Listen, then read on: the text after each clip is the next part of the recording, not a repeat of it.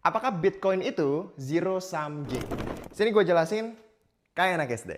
Oke, jadi sebelum kita menjawab pertanyaan ini yang jadi debat dalam komunitas investasi di Indonesia, kita harus ngerti dulu zero sum game itu apa.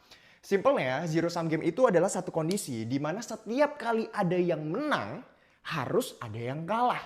Contoh sederhananya, kalau misalnya Indonesia main bola lawan Jepang, menang 2-0. Indonesia menang, harus ada yang kalah, yaitu Jepang.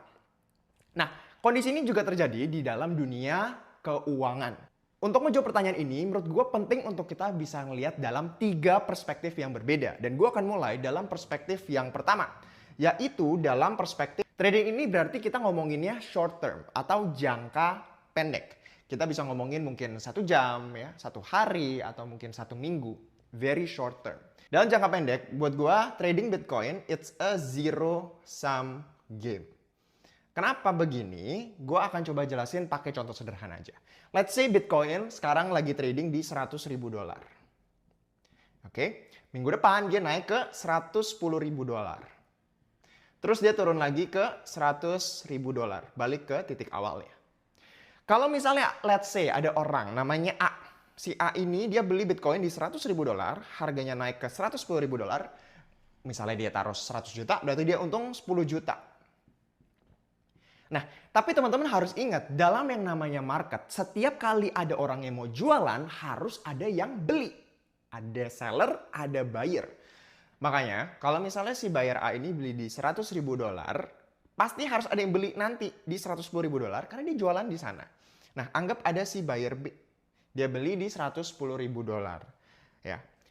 Karena minggu depannya harganya turun ke 100 ribu dolar, anggap dia cut loss. Karena dia mainnya short term. Artinya apa? Artinya dia rugi 10 juta.